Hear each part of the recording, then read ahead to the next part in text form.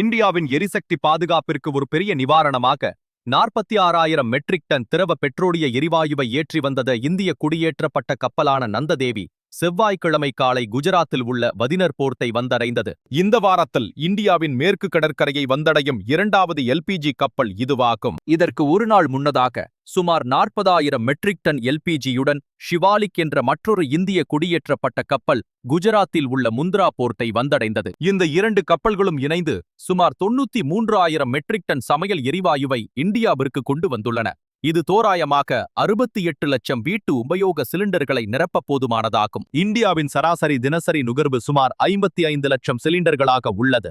இந்த விநியோகங்களை முக்கியத்துவம் வாய்ந்ததாக மாற்றுவது அவற்றின் அளவு மட்டுமல்ல, இந்த கப்பல்கள் கடந்து வந்த ஆபத்தான பாதையும் தான். நந்ததேவி மற்றும் ஷிவாலிக் ஆகிய இரண்டு கப்பல்களும் கத்தரிலுள்ள ராஸ் லஃபலிருந்து புறப்பட்டு தற்போதைய நிலையில் உலகின் மிக ஆபத்தான நீர்வழி பாதைகளில் ஒன்றாக மாறியுள்ள ஸ்ட்ரெய்ட் ஆஃப் ஹோர்முஸை கடந்து வர வேண்டியிருந்தது. அமெரிக்கா, இஸ்ரேல் மற்றும் ஈரான் ஆகிய நாடுகளுக்கிடையே நடந்து வரும் இராணுவ மோதல்கள் காரணமாக பிப்ரவரி மாத இறுதியிலிருந்து இந்த குறுகிய பாதை வழியாக நடைபெறும் வணிக கப்பல் போக்குவரத்து கடுமையாக பாதிக்கப்பட்டுள்ளது. காப்பீட்டு நிறுவனங்கள் தங்களது பிரீமிய தொகையை உயர்த்தியதாலும் கப்பல் நிறுவனங்கள் இப்பகுதியிலிருந்து பின்வாங்கியதாலும் கடல்வழி போக்குவரத்து பெருமளவு குறைந்துள்ளது. இந்த மோதலின் காரணமாக 600க்கும் மேற்பட்ட இந்திய மாலுமிகளுடன் டஜன் கணக்கான இந்திய குடியேற்றப்பட்ட கப்பல்கள் பர்ஷியன் கல்ஃப் பகுதியில் சிக்கிக் கொண்டன. பல ஏஜென்சிகளின் ஒருங்கிணைந்த முயற்சியின் மூலமாகவே இந்த இரண்டு கப்பல்களின் பாதுகாப்பான பயணம் சாத்தியமானது.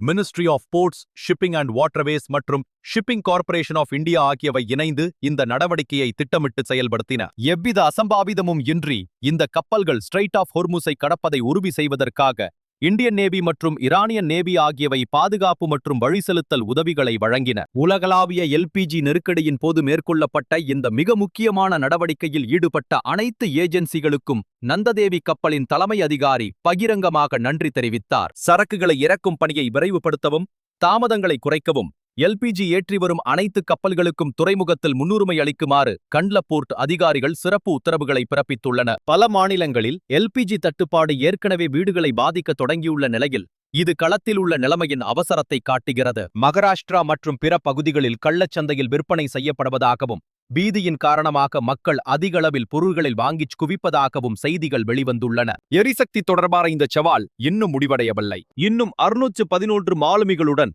22 இந்திய குடியேற்றப்பட்ட கப்பல்கள் பெர்ஷியன் கல்ஃப் பகுதியில் சிக்கியுள்ளன. யுனைடெட் அரப் எமிரேட்ஸில் இருந்து 81,000 டன் கச்சா எண்ணெயை ஏற்றி வரும் ஜாக் லாட்கி என்ற மற்றொரு கப்பல் தற்போது இந்தியாவை நோக்கி பயணித்துக் கொண்டிருக்கிறது. வெஸ்ட் ஏசியாவில் மோதல் தொடரும் வரை ஸ்ட்ரெய்ட் ஆஃப் ஹார்முஸ் வழியாக நடைபெறும் ஒவ்வொரு கப்பல் போக்குவரத்தும் அதிக ஆபத்து நிறைந்த நடவடிக்கையாகவே இருக்கும். இந்தியா தனது சமையல் எரிவாயு மற்றும் கச்சா எண்ணெய் தேவையின் பெரும்பகுதியை இந்த பாதையில் வழியாகவே இறக்குமதி செய்கிறது. நந்ததேவி மற்றும் ஷிவாலிக் கப்பல்களின் பாதுகாப்பான வருகை வரவேற்கத்தக்க ஒரு செய்தி என்றாலும் தனது கட்டுப்பாட்டிற்கு அப்பாற்பட்ட சக்திகளால் கட்டுப்படுத்தப்படும் ஒரு குறுகிய பாதையை இந்தியா எவ்வளவு ஆபத்தான முறையில் சார்ந்துள்ளது என்பதையும் இது வெளிச்சம் போட்டு காட்டுகிறது.